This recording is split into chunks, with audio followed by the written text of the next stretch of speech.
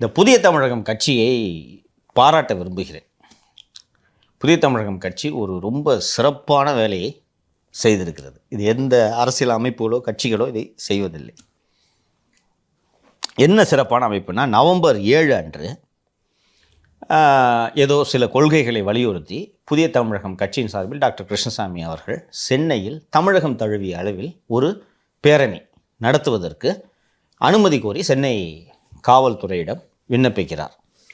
அந்த காவல்துறைக்கிட்ட இந்த ஆர்ப்பாட்டம் போராட்டங்களுக்கெல்லாம் விண்ணப்பிக்கும் போது 30 நாட்களுக்கு முன்னாடி, இத்தனை நாட்களுக்கு முன்னாடின்னு சில குறிப்பிட்ட காலம் இருக்கிறது.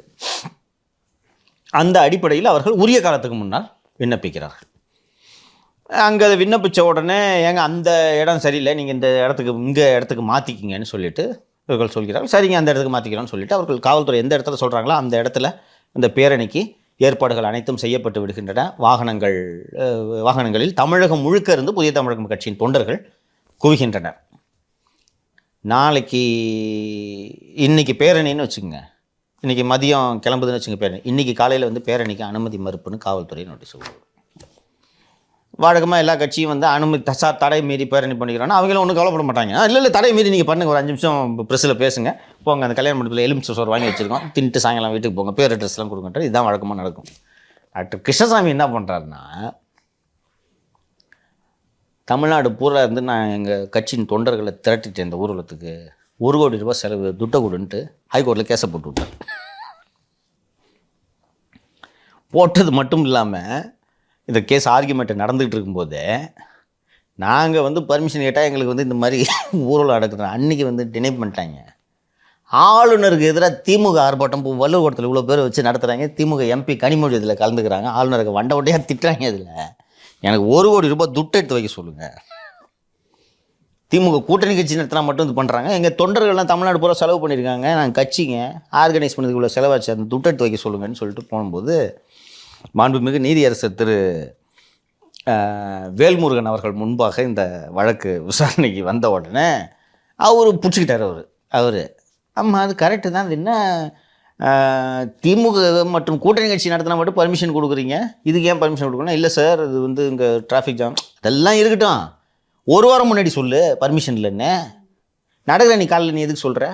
விஜயகாந்த் அவர்கள் இருக்கார் இல்லையா, அவருடைய நினைவேந்தலுக்கு கூட 1 மாதத்துக்கு முன்னாடியே அவங்க பெர்மிஷன் கேட்டிருக்காங்க சார். எக்ஸாக்டாக முன்னாடி நாள் தான் சார். இது எவ்வளோ எமோஷன்ஸ் சார். எமோஷன்ஸ் நான் ஒரு டாக்டர் கிருஷ்ணசாமியோட இந்த கோரிக்கை நியாயமான கோரிக்கை. பாரு, நீ முன்னாடியே சொல்லியிருந்தா சார் பர்மிஷன் கிடையாதுன்னு ஒரு 4 நாள் முன்னாடி சொல்லியிருந்தேன், ஏன் பண்ண உடுப்பா வராதிங்க பண்ணியிருப்பாங்க. நீ செலவு பண்ணி ஒரு கட்சி நடத்தினாலும் யார் நடத்தினாலும் பஸ் வந்தால் டீசலுக்கு போட்டு தானே வரணும். சுதீப் அவர்கள் என்ன சொல்கிறாருன்னா, ஒருவேளை நீங்கள் முன்னாடியே இதை ரிஜெக்ட் பண்ணியிருந்தீங்கன்னா நாங்கள் கோர்ட்டுக்கு போயிருந்துருப்போம்ல எடுத்துக்கிட்டு.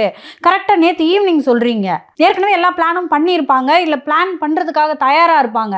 அப்படி இருக்கும்போது அவங்க என்ன பண்ணிட்டாங்கன்னா இறங்கி ரோட்டில் நடக்க ஆரம்பிச்சிட்டாங்க. இப்போ பாமக பாலுவும் இதே தான் நீதிமன்றத்துக்கு, ஆமாம், நீதிமன்றத்தில் போயிருக்காங்களா. அது போட்டுட்டு ஒரு ஜட்ஜு என்ன பண்ணிட்டாருன்னா, போலீஸ் என்ன சொல்கிறாங்கன்னா, இவங்க சொன்னதை மீறி சில வாகனங்கள், அதிக வாகனங்கள் வந்து டிராஃபிக்லாம் ஏற்பட்டுரும், அதனால தான் நாங்கள் லாஸ்ட் மினிட்ல பண்ணோன்னா, ஜட்ஜு நீங்கள் சொல்கிற காரணம் எதுவுமே ஏற்றுக்கொள்ளக்கூடியதாக இல்லைன்னு டிடி நெக்ஸ்ட்டில் மட்டும் இது ரிப்போர்ட் ஆகிருக்கு.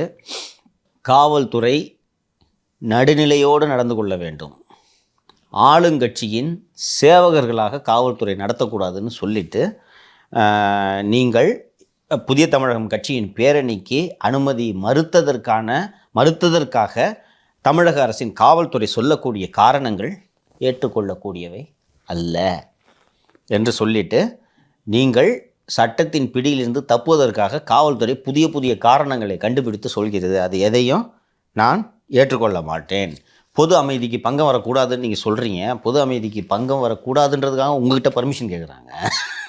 அந்த பொது அமைதிக்கு பங்கம் வராமல் பார்த்துக்கிறது உங்கள் கடமை அப்படின்ட்டு தீர்ப்பை ஒத்தி வைத்திருக்கிறார். 1 கோடி ரூபாய் தராரா, எவ்வளோ தராரு அப்படின்றத பார்க்கணும்.